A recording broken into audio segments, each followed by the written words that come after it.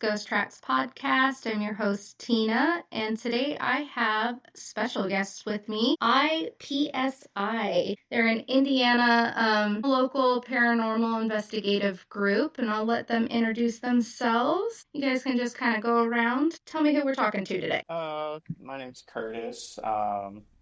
And yeah, we're I-PSI, Indiana Paranormal Science Investigators. I'm Doug, a member of I-PSI, and I would be considered the rookie of the group. Hello, my name is Carol. That's awesome. Well, I'm really excited. I know Doug was kind of my point of contact through all of this. I think he found me when you guys were getting ready to do an investigation at Whispers Estate. Is that right? Yes. Yeah. And I think I just put out the episode not too long before you guys found that. So we kind of chatted a little bit online and then took it to email. Yep. Awesome. So when did you guys get started doing this group? It's back in 2017. I think we just kind of started going out like a informal hobby group sort of thing, and slowly accumulated more equipment and finding more locations to go to over time. But yeah, it's been about 8 years now. That's awesome. More creepy people have come out of the woodwork too, I think, right? Oh, yeah. Added to your team. Awesome. Yeah.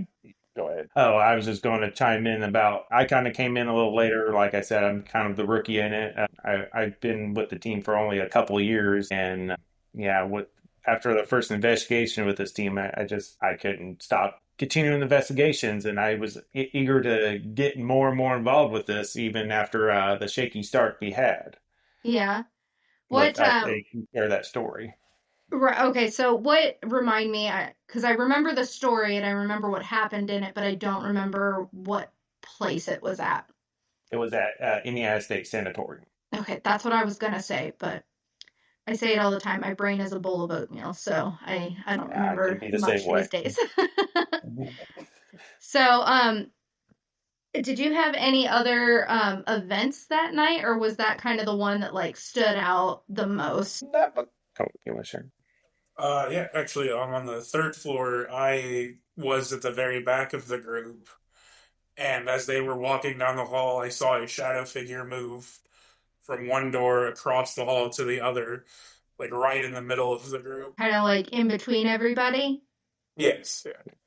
It's crazy. Yeah, because I think it occurred behind me. Gotcha. Yeah, I had the one shadow dude on the ceilings that I was telling you guys about over at Whispers Estate. But outside of that, I think that's really been my own like formal investigation, but I have a list. So I have a lot of places I definitely do want to check out and go to. Oh, I lied. You know what I have gone to? It wasn't an investigation, but I've been to Myrtle Plantation. I'm so sorry. My brain is. I was like, where's the book? But yeah, Myrtle Plantation, I did see a shadow there.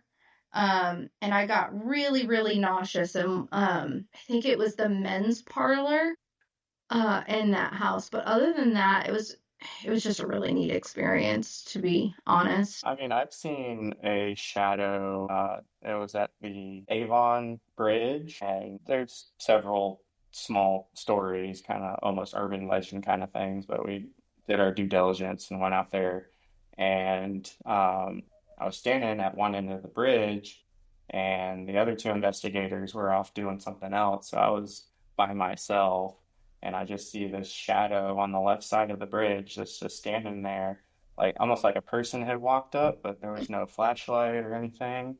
And then it just kind of like it still raises the hair on my arms when I talk about it. It shoots forward about 40 feet towards me. Oh my like gosh. in a blink, and then it just kind of like fades away. But like I was sitting there when I saw the shadow at first, thinking, oh, maybe it's just some sort of a trick of the light or something like that. But as soon as it shot forward at me, it spooked me, and it just kind of faded off, and I couldn't explain it. I don't know, and I wish the other two guys were there to see it with me, but all I've got, unfortunately, is my word on it. Yeah, I think when you're expecting to to have a certain level of movement, and then all of a sudden it changes. And when it comes with that kind of speed, I don't know that I would like that very much either. I think that would scare me. um, I think I did go to Hannah House. I do events there, vending events. Every year they do a paranormal day over at Hannah House in Indy. And I did go there one year. I was at that event and I was off in the trees. There wasn't a tent near me. I was kind of off under the shade because they do it in August and it is just hot.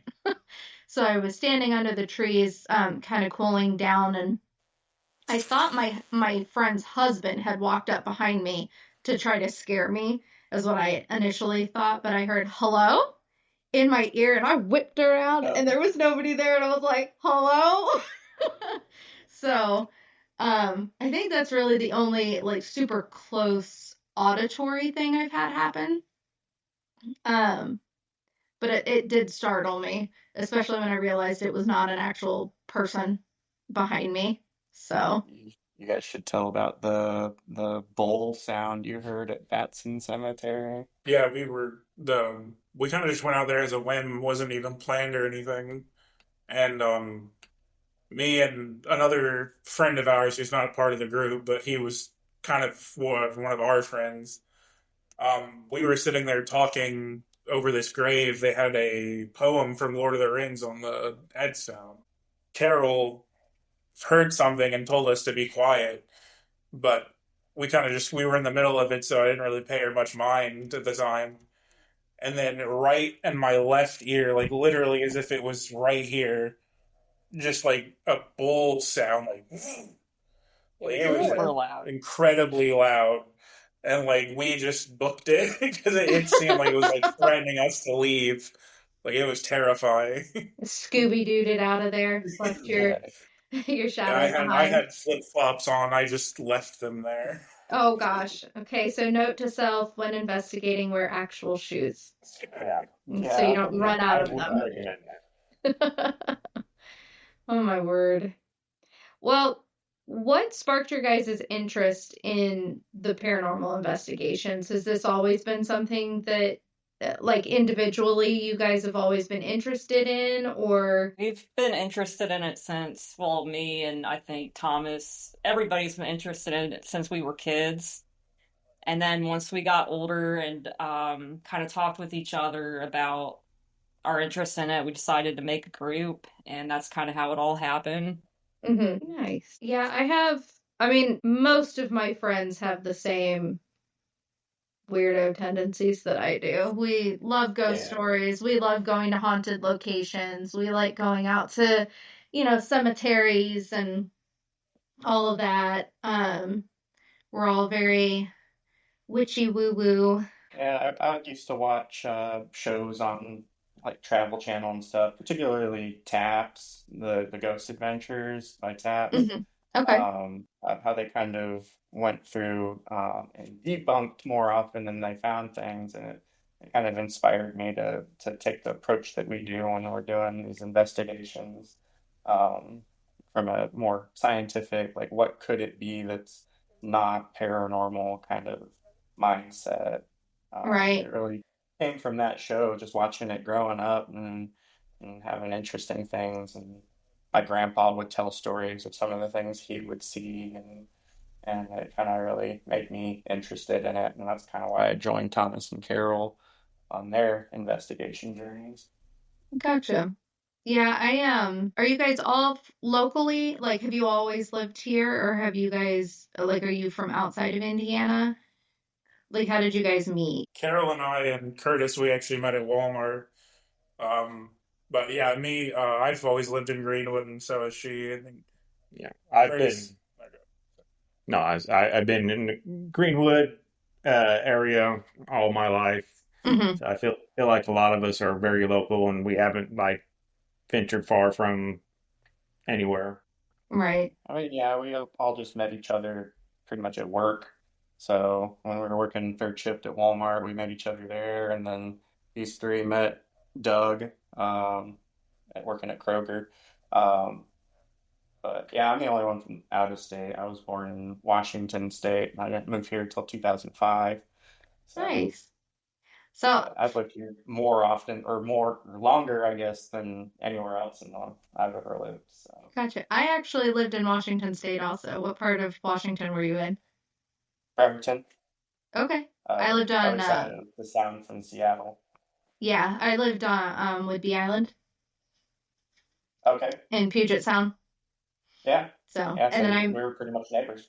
yeah, and then I moved here from Alaska in 2015. So Nice.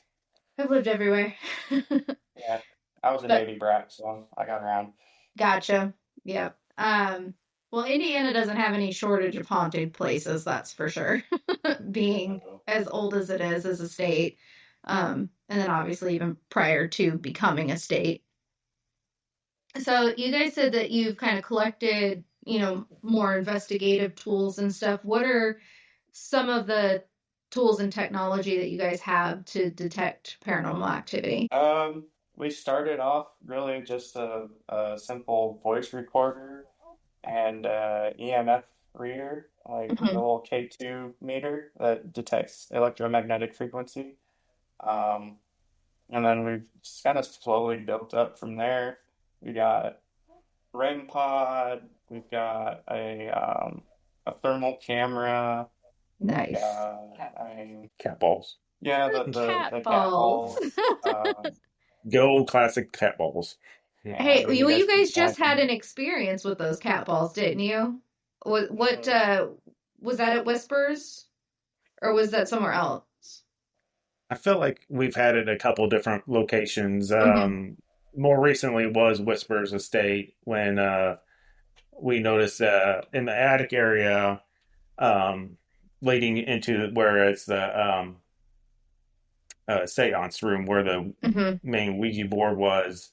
I remember looking back and noticing the cat ball lighting up in the hallway, and then I had an EMF reader next to it, and that went off. Like it's almost looked like something was walking up to us, Oh kind yeah. of deal. And it just stopped, and nothing else happened. But then, like moments later, they have, of course, the plastic along the walls, and we heard something rapping on that suddenly, and that like you in that voice that I Yeah. remember videotaping, and I snapped around like anticipating somebody standing there, and there was no one And there. there wasn't anybody. And so that kind of involved the cat ball, like that somebody had been sneaking up behind us. Gotcha. Yeah, Whispers, like I said, I mean, you said you had a quiet night. I felt like you guys got more in your time there than what I had in mine, but obviously mine was cut very short because the tornadoes that had gone through Whiteland, um, Mhm. that hit right there by the high school, that happened the night before we were supposed to go out. So in the middle of the night when those tornadoes were happening and all of that stuff, I'm trying to sleep because I was preparing to go on that investigation the next night. Mhm. So none of us had slept. And then one of the other girls that did that investigation with me, her house was actually hit by the tornado out in Martinsville. Oh So wow. she still came. I was like, "Are we just gonna like cancel it or move it?" She's like, "No, we're still going." I was like, "Okay." Wow. So we all just were That's so tired. dedication right there. Yeah, so I was really sad that we did leave early. I think I left about midnight to get home in time to just try and get some sleep. But I will definitely be going back. But yeah, it seemed like you guys did have a decent night as far as activity is concerned. It may have just been a little quieter Yeah, than we just what weren't you were able hoping to for. capture it. Sorry. Yeah, I was just saying it was a little quieter than what you were hoping for. It was more that we were unable to capture what we were experiencing because we were having a lot of technical malfunctions with all of our recording devices, which was odd. Um, but again, it just kind of comes down to personal experience at that point. Right. But I feel like we experienced a fair amount, especially in the first half of the night. Hmm. Well, you also have to think and consider. how often investigative groups have those technical difficulties and whether or not they're just technical difficulties or if that's in actuality, spirits are just energy in a different form, and energy is going to affect and interfere with, other forms of energy. So you, I, anytime I see that or have that happen, I'm like, okay, there's got to be something around here, poking around trying to check me out that might be interfering with what I've got going on here. So So, that's definitely what we considered when Curtis and I were in the doctor's office area, and both my camera and his voice recorder stopped within a minute of each other. No indication, no beeping, just stopped working, and we didn't find out till the end. Yeah, usually the camera it shuts off with a beep, like there's an audible beep, but we go back and look at the camera and it's not within a minute. We heard nothing. oh Like there was geez. no sound. It was strange. Did you guys have any of like the battery drainage issues that kind of accompany paranormal activity? Not that I noticed, but No. Not there, It no. wasn't a battery problem. It was just data wasn't it would shut things off, Mm-hmm. but there was still plenty of battery in it, but it would just turn it off or I think it something erased my memory card that I had in my trail cam because I had it sitting there looking at the closet door that supposedly opens and closes Mm-hmm. on its own. I was just about to ask, did you get anything with the closet door? No, I would go and plug the memory card in the computer because I was super excited to see it, Mm-hmm. and there was nothing on it. It was completely wiped clean. Like there Oh, wasn't even any other files on there from before either. It was completely like reformatted. dang So it. it was disappointing, but also I kind of have to be like, is that also evidence? Like, did something actually cause that to happen? Because it's to me, it's unexplainable, Do you think especially with all of the other technical outages that we had that night. Like, it makes me think something doesn't want to be recorded and it knows how to manipulate the, what do you call them, gadgets. the equipment? the I know devices. I struggle. I Yes. feel your struggle, man. I do. Because me trying to bring words forth and out of my brain, I'm just like, I swear I am not this much of a ding dong. But my brain just doesn't do it for me. So do Yeah. you think that, the tools and stuff that you use, do you think that they're truly reliable or like quality issues sometimes? Or how do you guys feel about that? I mean, I sometimes do believe quality can be an issue because, a lot of us are, don't have the largest budget in the world. So you kind of have to find, affordable things. And when you go cheap, you kind of have to sacrifice quality. I think it's the equipment's more for like assistance. It's the experience is more of a reliable source. I mean, yeah, Right. you just say, "Oh yeah, I heard this and this," and then you can only trust somebody's word of mouth for so long. Say that there's room for false positives a lot of times too, especially with the EMF reader. We found out early on that your phone will interfere with that. So if you have your phone on in your pocket, you're sitting there doing a session and you're getting what seems like responses, like Right. you'll get spikes on your EMF, and you're like, okay, we're getting something here. And then you come to find out, oh no, it's just my phone's trying It's to just your find a Wi-Fi iPhone. signal. Right. So we found out, just turn your phone off and other things to try to avoid getting false positives. But Right. Yeah. Yeah, but just to sum it up, I think the reliability is more on the user using the discretion because you can, yeah, if it's rainy outside, you could hear a voice, but it could just be raindrops or there's Right. always a question in that.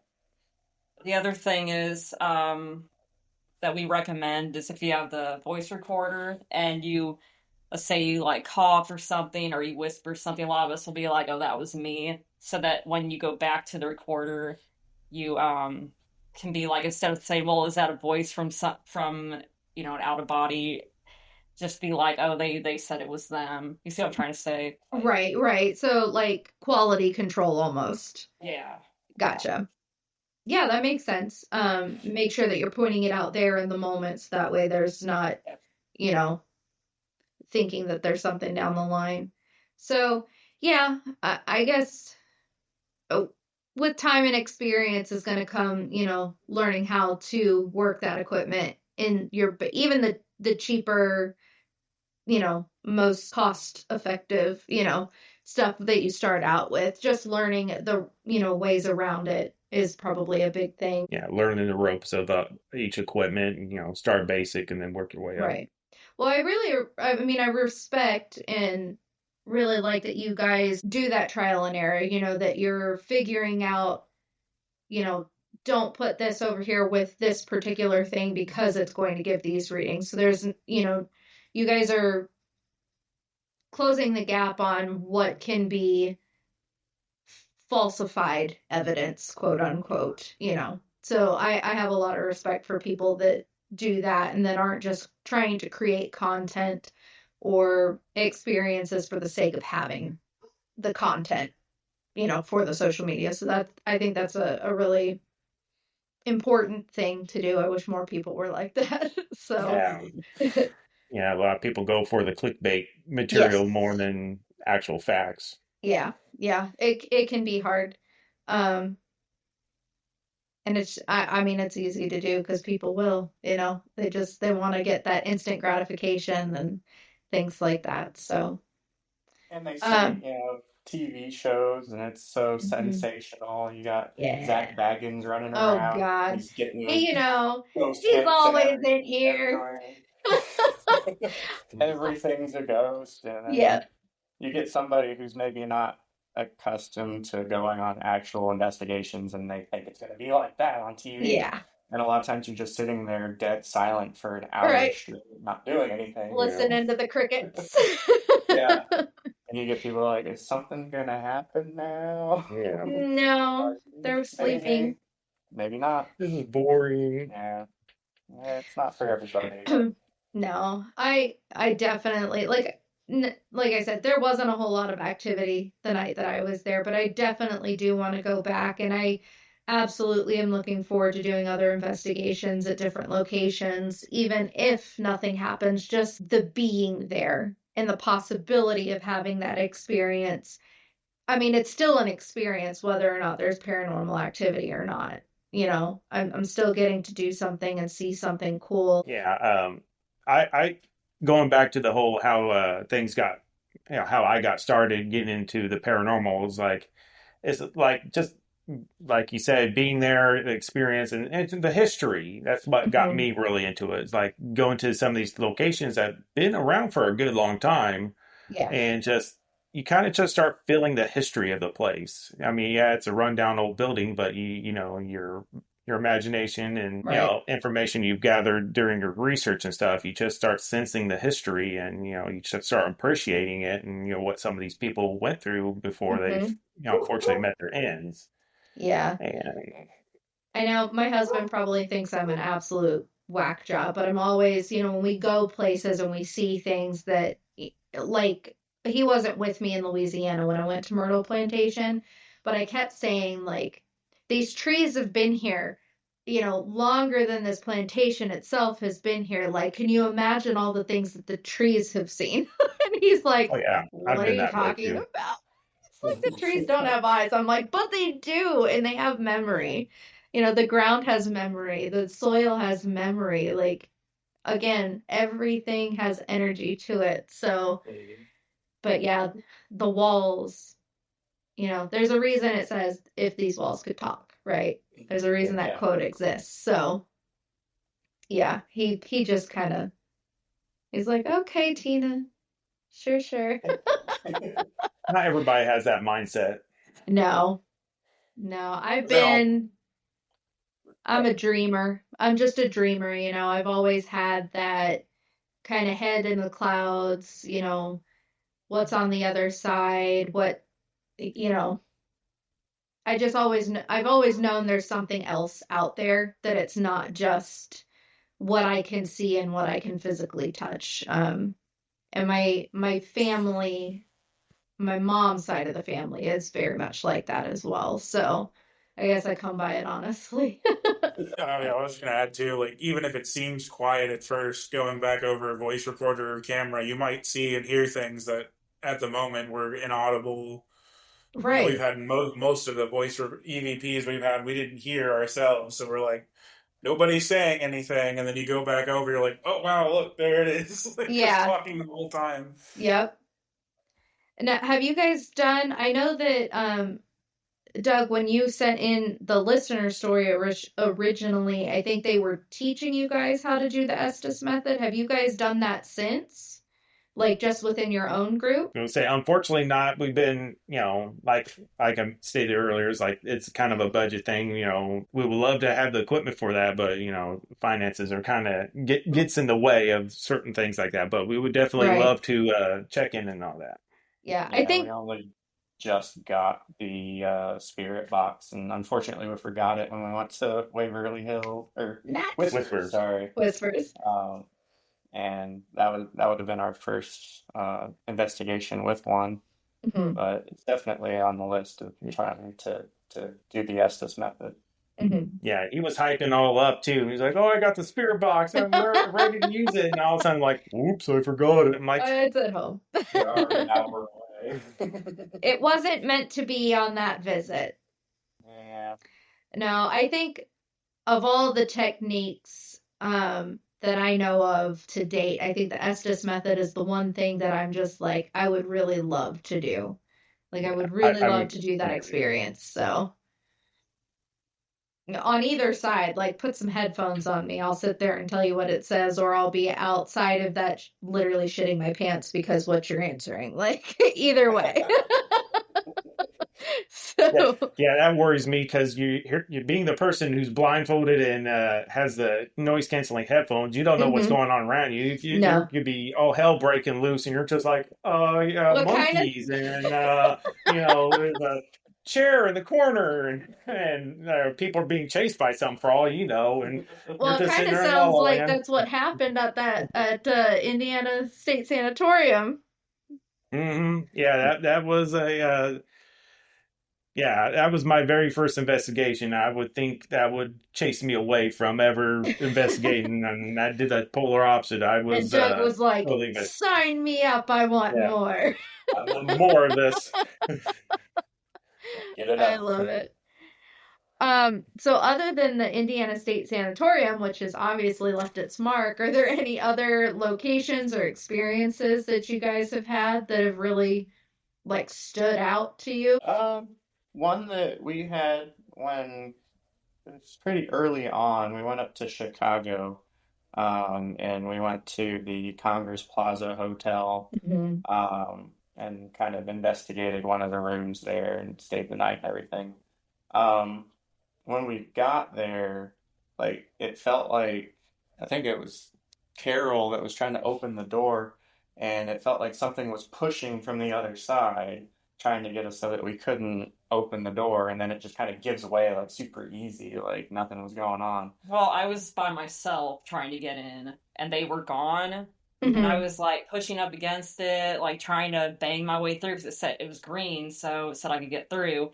And then when they showed up, that's when it opens. It was weird. Well, we Yeah, don't so like that. it was kind of weird. And the rest of the time was fairly quiet, but we did have something strange that I couldn't explain from the EMF reader. So we were just kind of doing our normal sweep of the room, trying to Hmm. see what was going on. And there were two pockets of EMF signal that were over, like 2 feet over the bed, just Hmm. hovering there. I was like, okay, that's weird, but maybe there's a wire in the wall or something. I Right. used the detector to go towards the wall. It flat lines, goes to the ceiling, flat lines, goes down to the floor. It just is two pockets of energy that were about 5 feet to 6 feet long, hovering 2 feet over the bed, Oh, which yay! was strange, especially since it was the bed I was going to be sleeping I in was that gonna night. say, so who slept in that spot? But Oh no. yeah, I was like, okay, I'd but have been it went sleeping on the away. floor. Like it totally dissipated. Couldn't explain it, and we didn't have really anything else happen. But I think to this day, it's one of the pieces of evidence that really stands out in my mind Yeah. as something that I couldn't explain. Well, we love a benign floating entity, one that's Yeah, I not mean, picking on us. it wasn't doing anything. It was just there. But yeah, I was like, okay, cool. The one that sticks out to me is actually the first time we used the Ouija board, which we Mm-hmm. brought it to the Canyon Inn, the hotel, and I had wrapped it up because I didn't want people seeing us bring it in, because I thought like they would be judging us for, and we looked all suspicious, and I was like, imagine the cops coming up to us unwrapping this and seeing Oh like a no. Ouija board. Um, but when we first used it, we made sure all our phones were off. It was Mm-hmm. completely away from this. And at first it wasn't working, but it starts off slow and then it gets faster. And we had our EMF reader by it, we had the recorder by it, and I asked it, I was like, do you want us to get off the board? And it goes to yes. And then our EMF reader goes all the way to the red, which is very rare for that. Right. And the voice recorder gets an EVP that says yes, all simultaneously. And then it talks over to me, but we're not sure exactly what it says. But that was probably the biggest one for me. Nice. And all three of those pieces of detection simultaneously going off at the same time, kind of supporting each other. It really kind of reinforced that we got something. Right. And Tom, is it Tom? I'm so sorry. I'm really bad with names. It's Thomas. It's Okay. the same as them. Other than what I told you earlier about the bull sound in my ear. Right. Yeah, Yeah.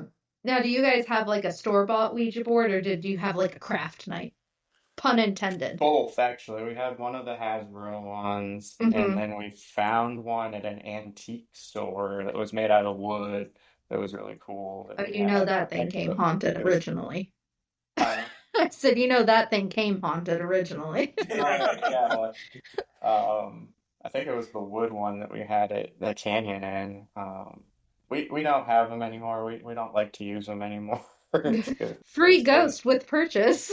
right. It only worked that way.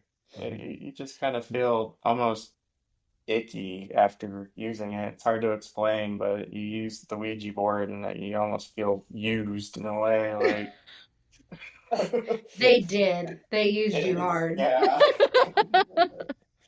So I we do have stopped. a I have just a store-bought non previously owned ghost haunted Ouija board. Uh, I think I bought it at where did I buy it? Barnes and Noble, I think.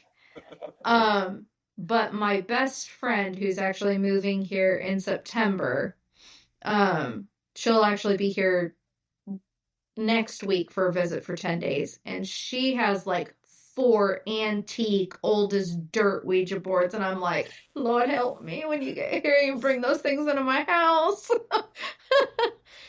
I was So, like a pre-seasoned Ouija board. yes, yes, yes. I don't know that she's ever had anything weird happen with them in her home, which is more weird to me, actually. Yeah. But I don't know, the convergence of all of my weird shit in here with her weird shit, God only knows what's gonna happen. Open up a So, portal. Yeah. you're right. Yep, probably.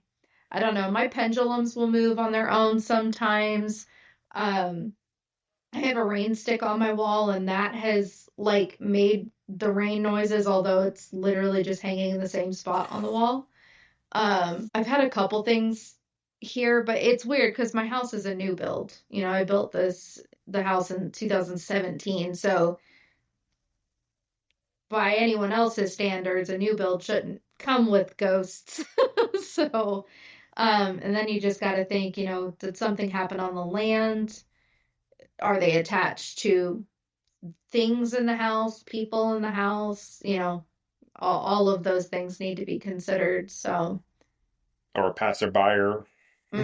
well, actually, and I really wish that I could remember the name of this, but there was actually a murder that happened long before all of, this was built on this side over here in Greenwood. I think it happened like by Stones Crossing up by 135, maybe.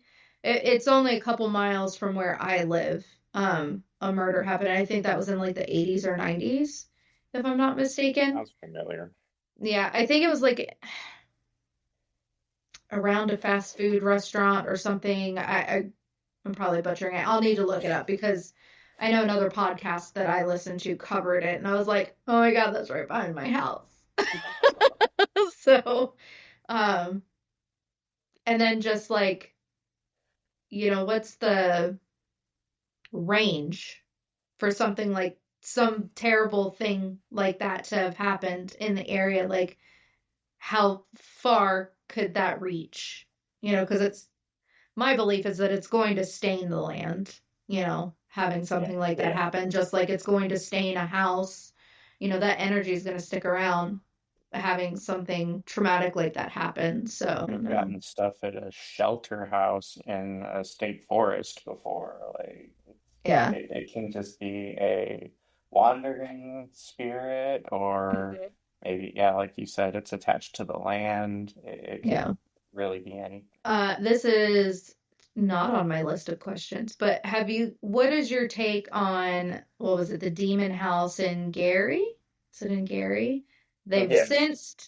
since demolished it, but what's your thought process on that situation? Have you guys looked much into that case? That's kind of why we don't like Zach Baggins anymore. Yeah.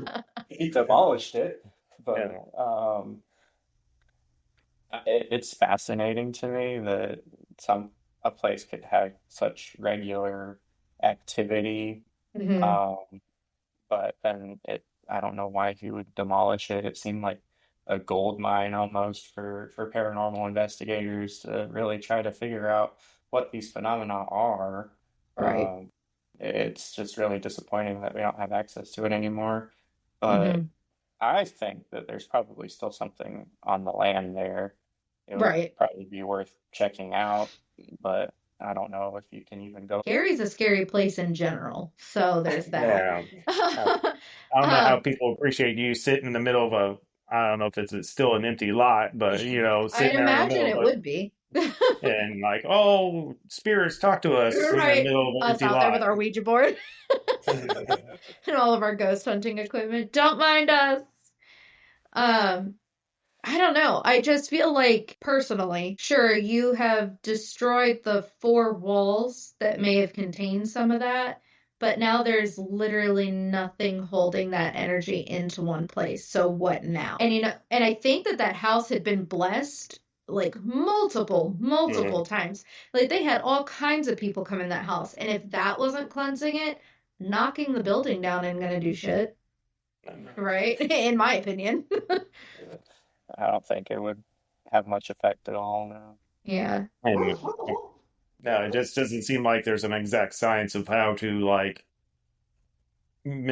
contain, control anything of that nature. Like you said, if it's that strong, I mean, even if the walls were still up, what technically you could get out whenever it wants. I mean, if Right. it's that powerful of a being. But yeah, like you said, it's like, okay, once the walls are down, I mean, unless it's sitting there in the middle of an empty field just twiddling its thumbs and for its next victim, I wouldn't be sticking around. Right. Ugh, I'd be these nervous dogs. if I was one of their neighbors. Right? And we're moving today. Yeah, like, all right, the walls are down. It's coming over now. Yeah. We Right. gotta go. Yeah, I Maybe don't for know. That whole case, and I think what was most fascinating was that there was documentation of even like state employees and doctors within that case outside of the home, Yeah. in the hospital where one of the kids was being seen. Like that to me, because you've heard like group hysteria, right? Yeah. I think that goes a little bit beyond even that because I mean, they brought the kid in. I don't think there was anything said to these people prior to. So how would they know to like Didn't the make that up? cops didn't the cops get activity too or Yeah. document that? Mm-hmm. Yeah, it happened, like I say, it happened both inside and outside of the home, both on the property and off of the property, which was, I don't know. And then I believe since that family, because I think there were several families that lived there over the years and had activity. I could be I think there was a misremembering couple that. of them. I'm not sure about several, but I mean, you got the main family that really Right, affected me. I think there was a family prior to that one that had some experiences before right. they did, but they were the Yeah. main focus because And it then when affected they me. left, nothing. There was nothing else after that. Yeah, because At nobody that wanted the point, place. well, I mean, within that family, like that Mhm. family has been fine since. I don't think that they've had anything else. I mean, because they were followed for a little while because DCS was involved. You know, the state was involved in that case for the Mhm. kids' safety. And after the move, it just stopped. So I don't know. Yeah, it was definitely something attached to the place. Hmm. That would definitely be my assumption as well. So we'll get wrapping up on this portion of it, but for anybody that's interested in getting into, paranormal investigations, do you guys have any advice for those people to get started, safely and effectively? Well, with the equipment, just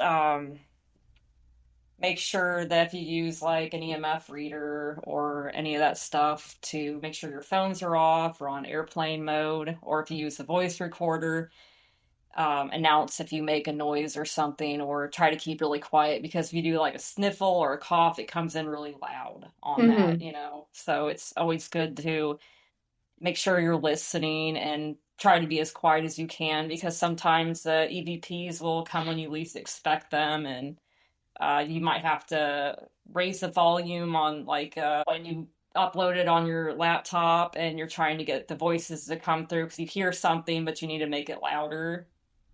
Um, that's a good piece of advice. Yeah. To kind of add on to what she said, be mindful about whispers. We can be pretty guilty of that ourselves, but yeah, don't if you're especially sitting on a recording session, don't be like, oh yeah, I heard something. Don't whisper. If you want to say something, say it out loud. And if you do happen to whisper, make note of that and say, hey, that was me Hmm. whispering. I didn't mean to. Stuff like that. So a few things I would keep in mind: never go investigating if you're in a physically or mentally weakened state. If you're having like bad depression or if you're sick, definitely don't bring children. Things like most things are, benevolent or good, but you just don't want to take that chance that something is going to try and hurt you, and they can take advantage of that. Also, be respectful of the places you want to go to. Do your research before going. Don't trespass. Right. It's real easy to see an abandoned building and there's local stories behind it and everything, but Hmm. at the end of the day, it's a house that's owned by somebody or property that's owned by somebody. Don't go somewhere that's off limits because you can get the cops called on you and you can be arrested for trespassing. So, Yeah. um, highly recommend that you get permission. A lot of times places, especially ones that aren't like, super well known or are trying to get like a payment for going to these investigations, like a cemetery, you find out who owns it, you email them a week later, they're like, yeah, you can come out, just don't topple any headstones or anything. But Right. it's easy to get permission, so just do it the right way. Um, I'd also say that the barrier to entry is very, very low. A lot of people, especially back in the old days, they didn't have all this fancy equipment. So you can go and do an investigation and experience a place with nothing more than a pen and paper and just sit down Right. and jot down, oh, I heard this, I heard that, and just ask questions. And you can get some really cool personal experiences just by doing just by being there and experiencing the place. You just got to keep an open mind, um, do your research, and know the right questions to ask. If there's like something that's supposed to happen or a person, specific name that comes up in your research, you can use that to try to get a response. Um, but yeah. Just to add on to the whole respect thing, especially when you're interacting with um entities and spirits, be mindful that they were once living beings too at some point in their lives, and they were people who has feelings and emotions, and you got treat it as such. You don't go into any person's house and start yelling and screaming and demanding things, and you're Right. not going to get anywhere. It's just be Don't be mindful. Zach Baggins. Yeah, that's what I was thinking too. Don't be like everything's a demon and screaming and yelling and cussing them out for no reason. Yeah. Yeah, I definitely take the approach of respect when I go into any, even if it's not a formal investigation, if I'm in anywhere, like I've never felt truly uncomfortable anywhere. And I think that has a lot to do with how I approach going into those places. I'm not in there to make any entity feel any kind of way either. I'm not there to be aggressive or confrontational with anything. Sure, I would love to have an actual, I would love to experience something paranormal, but I'm not going to do it by agitating it either. Yeah. So that's I mean, always been my mindset. provocation is a legitimate strategy, but I don't recommend it. It just Right. seems rude more than Right. anything.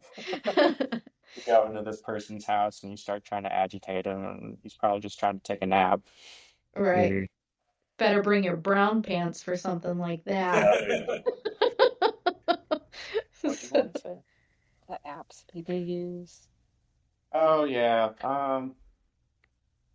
That there are like phone apps that Yeah. are super easy to download. A lot of times they're free or whatever. I don't put much stock in them Hmm. because for one, your phone doesn't have a lot of the sensors on it that Hmm. are tuned like an actual piece of equipment.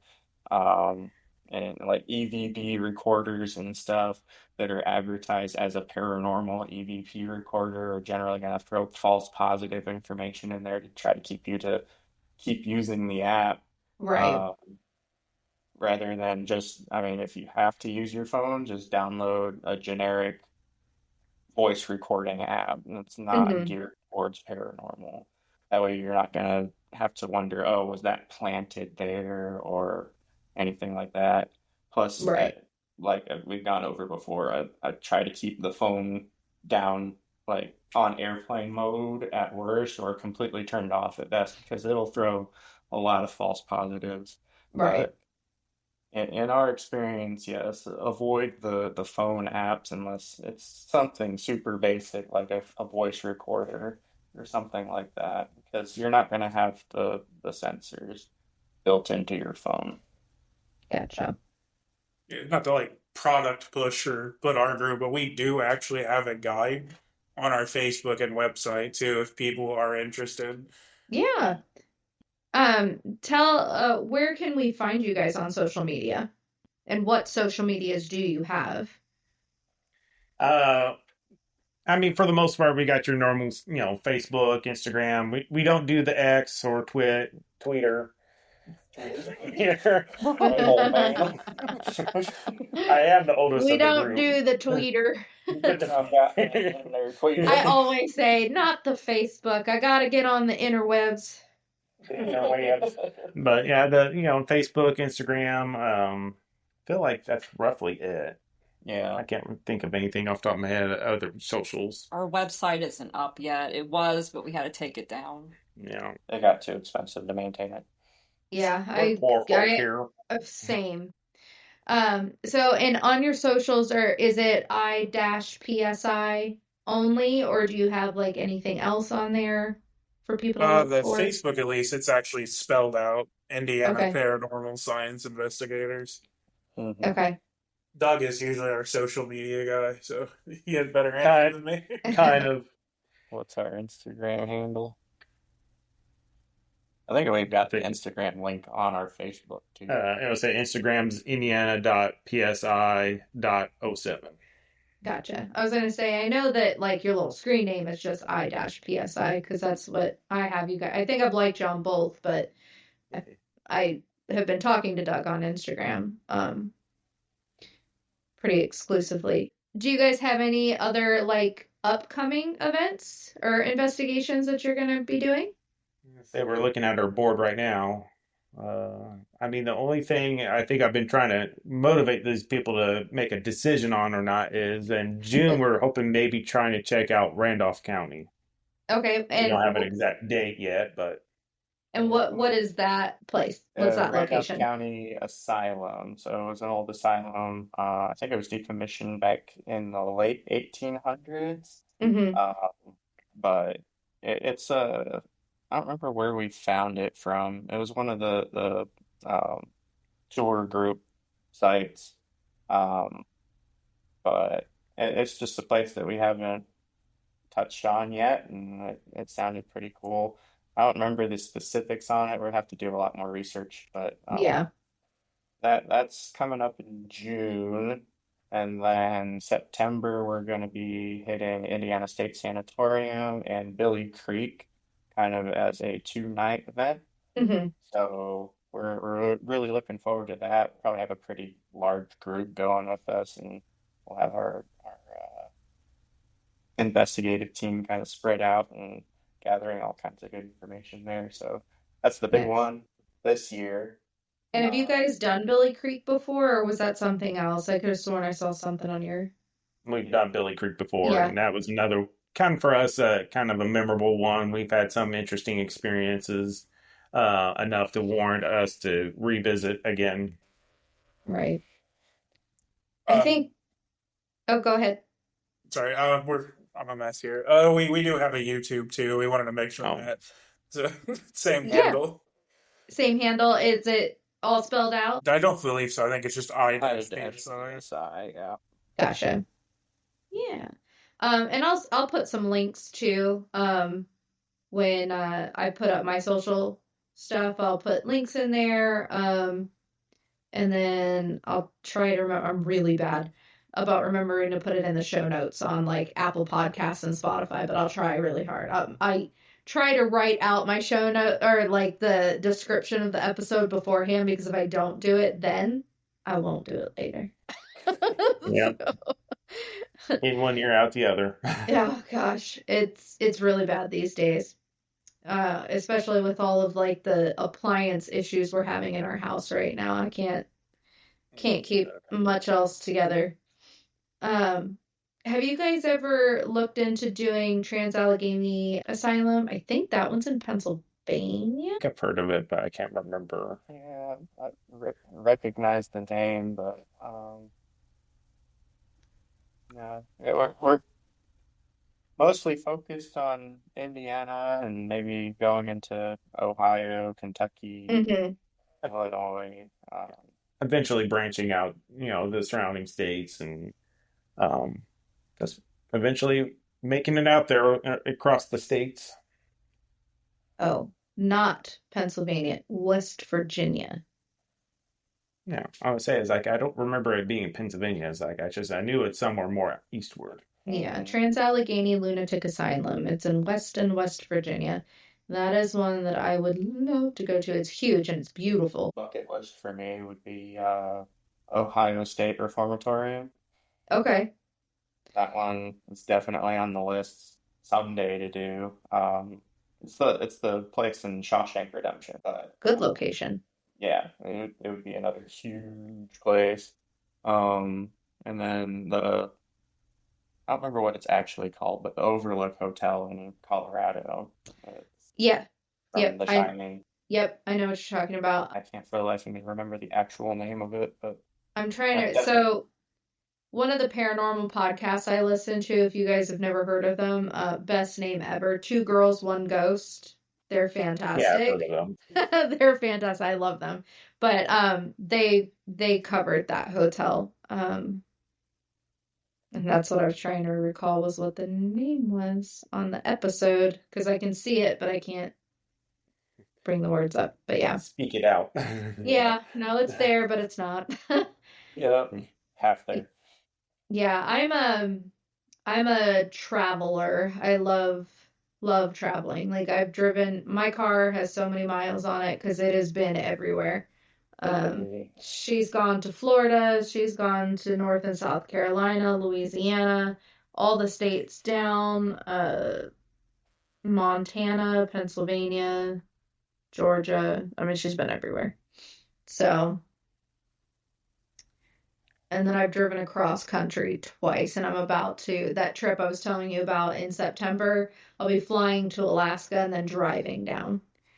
Oh, wow. Nice. So, yeah, it's gonna be a big, long I would love 2-week to do trip. that. So Yeah, I'm super excited about it. That's But really cool. yeah. but I had now, a cruise up in Alaska, and it was amazing there. yeah, I lived there for 4 years, so um it's stunning. But I'm super excited because we'll be in Alberta, Canada, and we're gonna go to Banff National Park and Jasper National Parks up there. And I do photography too, so wildlife photography and landscape photography. So I'm going to like Nice. all of the national parks on the way down so that I can get as many photos of all the cool things I can squeeze into one trip. Watch out for Bigfoot. Hey, I might be friends with Bigfoot. As long as I don't run into any aliens, I'll be cool. Because I don't No vibe with aliens, but aliens. definitely Bigfoot. This is the only alien I vibe with, okay? Just this guy. His name is Uga. There you go. Did you ever hear Yeah. anything about Portlock when you were living in Alaska? Portlock? No. No, it was an old town in Alaska that was abandoned because there was a lot of weird activity involving what they think was Bigfoot back Mm-mm. in the like 1800s, I think. No, I'll have to look into that. No, I have not heard of that. Yeah, it was like back in the 1800s. But yeah, there was a very, like, the whole town got abandoned because of this monster that was in the woods. You definitely have to look it up. It's called Portlock, Alaska. I'm gonna notate that to myself right now. I was Yeah. gonna say You know, maybe if it wasn't a like actual activity with a like a creature, I was gonna say what if it was like a kind of like a Bermuda Triangle situation or the South Bennington Triangle that's in the East Coast where they kind of just have like this convergence. It's just this area that is just at like they have all kinds of crazy activity from cryptids, aliens, disappearances, like time slips, like just crazy shit. So, You ever look into the David Paulides Missing 411 podcast episodes? I don't think so. And he goes through a lot of that stuff. And there's a lot of similarities between a lot of these disappearance cases that makes people really kind of question what's going on. Like, Hmm. there's always some sort of running water. There's always like granite, stone. Yeah. There's um, there's a whole bunch of other strange similarities between all these cases, and there's like Hmm. thousands of them that happen. But yeah, you look up David Paulides and Missing 411, he's got it all documented. He's going through and trying to figure out, what it could be. Um, he never comes out and said, "Oh, well, it's Bigfoot or aliens or anything like that." Right. He just lays the evidence out there and lets you kind of jump to your own conclusions. But Hmm. it's really interesting to see the similarities behind all of these instances. I think Payne Lindsay does something like that as well. He does a podcast, High Strange. He actually is dating one of the girls from Two Girls, One Ghost right now. But he has done he does investigative stuff, but a lot of it has to do with aliens. Um, and he's talked to people that have had their experiences and that kind of got swept under the rug or hushed because of it. So yeah, his stuff is pretty interesting as well. But yeah, Payne Lindsay. Yep. Yeah, I don't mess with aliens. Like, I'll mess with pretty much anything else but an alien thing. I want nothing to do with all that. this declassified footage coming out from the government. You Talking know about what? I have my blinders on. I do not. Don't show me. I don't want to know. Rather stay oblivious. Yes, absolutely, 100% for me, as far as that's concerned.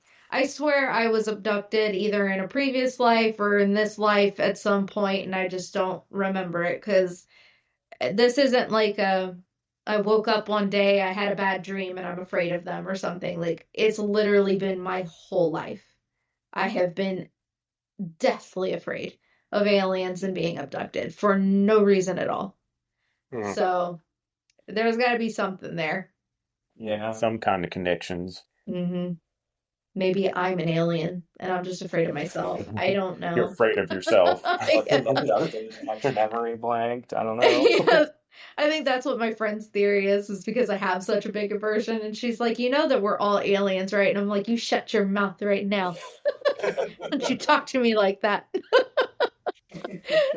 So, well, thank you guys so much for being on with me today and sharing your experiences and what you got upcoming.